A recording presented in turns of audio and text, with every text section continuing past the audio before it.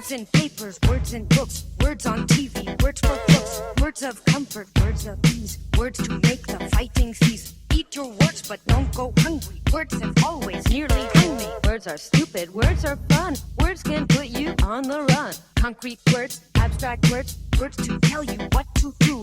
Words can put you on the run.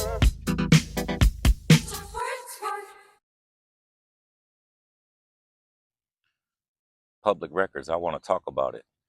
Now, public records have been one of the most effective tools that I've been able to utilize when, navigating the legal system, and especially with, my local sheriff's department, and then also, dealing with the city of Los Angeles.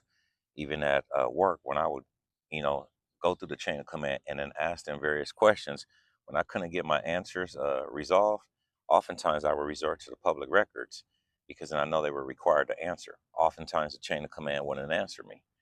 So public records in the state of California, public records falls under Government Code Section 7920.000. That's your right to public records. Now, Government Code Section 7920.530 defines a public record, and it says includes any writing containing information relating to the conduct of the public's business prepared, owned, used, or retained by any state or local agency, regardless of the physical form or characteristics.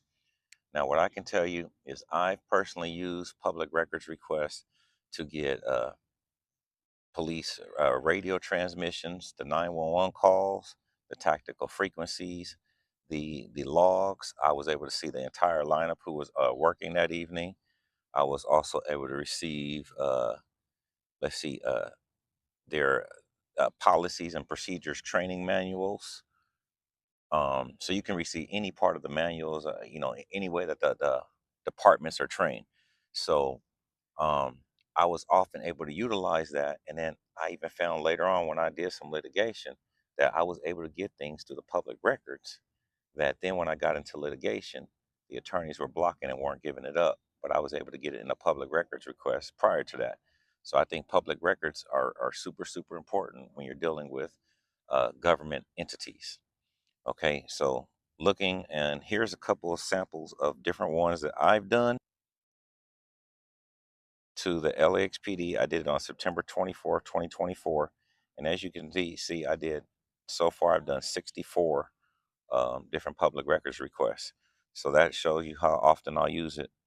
And this was one just asking for I'm going through the disciplinary appeal process right now.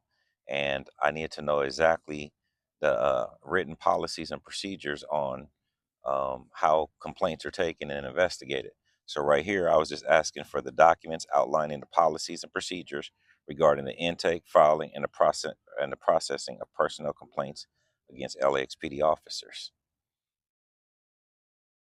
Okay, and then I also asked for information on any formal or informal practices related to the amending or adding charges to the existing personnel complaints without the filing of a new complaint if applicable.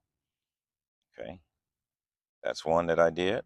Now, how do you do the public records request? And it's pretty simple process with most of the most government agencies have some type of portal.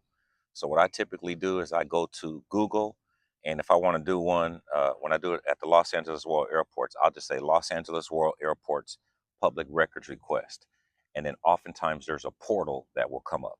I've done them in Redondo Beach before, so you say Redondo Beach public records request, then that portal will pops up.